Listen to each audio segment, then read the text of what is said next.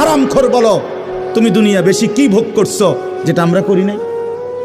একটা সুদখোর, কিস্তিখোর, হারামখোর, নাফরমান, এখন বলো কোনটা দুনিয়া বেশি ভোগ করছো?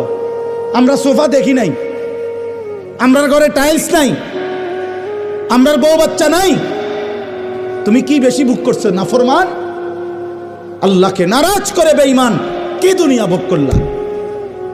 আহামরি কি কথা বলেন না কেন? আমরা ইমানদার, নামাজ পড়ে যারা, হালাল রোজা করে, তারা খায় মুরগার গোস্ত আর সুদ করে খায় বাঘের গোস্ত নাকি? কথা বলেন। তুমি বাঘের গোস্ত খাও নাকি? তো তাইলে তুমি আহামরি দুনিয়া কি ভোগ করলা? কি বেশি পাইয়া আল্লাহরে ছেড়ে দিলা?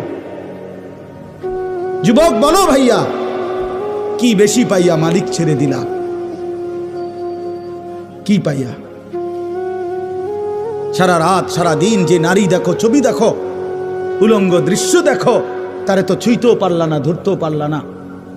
এই অতৃপ্তি নিয়ে শুধু চোখে দেখে নষ্ট হয়ে আখলাক শেষ করলা, চরিত্র শেষ করলা, শরীর শেষ করলা, যৌবনের শক্তি নষ্ট করে দিলা।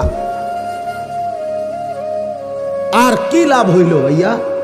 তোমরা যদি নাও জানো, আমি তো জানি, আমার দুই পকেটে সব সময় নওজোয়ান ছেলেদের কাগজ থাকে। এই দেখেন কালকে রাত্রে দেওয়া কাগজ, আরো আছে শুনো পকেটে বহুত কাগজ আছে, খুঁজলে এগুলো ছেলেদের কাগজ, অনেক ছেলে পেলের কাগজ।